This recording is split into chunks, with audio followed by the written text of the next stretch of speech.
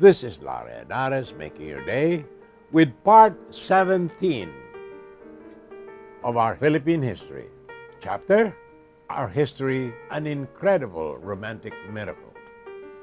That our history and destiny flowed to the West is one of the long series of incredible and romantic miracles. After the first Malay peoples entered the Philippines, the Ice Age retreated north, obligingly melting the land bridges by which they came, and in due course gave them the same incubation period with which early Britons were gifted, when the melting waters of the English Channel parted them from the European mainland. When the seagoing Arabs came to this country, they brought the skills, but not the ills of India, and they brought also Islam, which, whatever merits as a religion as compared with that of the Hindu, is more vigorous and in the physical sense more pragmatic in dealing with earthly affairs, and certainly more consonant with the early fluid society of the Malays. Again, when the Muslims were superseded, it was by the Spanish Empire in its least virulent form. The Spanish rule in the Philippines was without the genocidal features it brought to the Caribbean and the frightful exploitation it inflicted in Mexico and Peru in its gold quest. Actually, its Philippine rule was watered down to a point where it was akin to that of the French rule in Canada. Scarcely any rule at all, and whatever rule there was adjunct to the Catholic Church. More about this after these messages.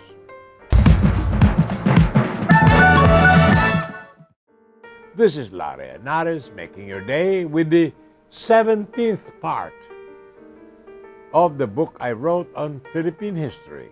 Chapter, Our History, an Incredible Romantic Miracle. I continue to quote, "The Catholic Church, as it did in Europe, grew heavy and oppressive with its own weight, particularly as landowners. But if it waxed fat on the produce of our land, because they could not marry and have heirs, they also created a Filipino priesthood. The paradox of power is that it must be delegated in order to be exercised. And the Catholic Church found out almost simultaneously with the Spanish crown that while it imposed a government, it had also created a people. And that unless it was willing to embark on untold decades of guerrilla warfare, it could not govern without the people's consent. They could not kill us off as they did the Caribbean Arawaks. They could not enslave us as they did the Aztecs and the Incas. And they could not put us on reservations as the Americans did the Indians, or enslave us like the Negroes. We were many and they were too few. Just how helpless they are, we finally realized when they fell in a mock war with the United States. Mock because the Filipino people made it a mockery by fighting with the invader. It is said that the Spaniard is pitiless upon no man more than himself. The Spanish Holy Inquisition, it is worth noting, was incorruptible. With tears in their eyes, the righteous inquisitors of Torquemada begged the accused to recant, and when they did not, with heavy heart they set God's bonfires. What else could an upright man do but burn a body at the stake here on earth to save its owner the flames of hell for eternity? Catholicism found fertile soil in the Philippines. Within 30 years, it was completely accepted. They eagerly embraced in most of Luzon and many of the islands.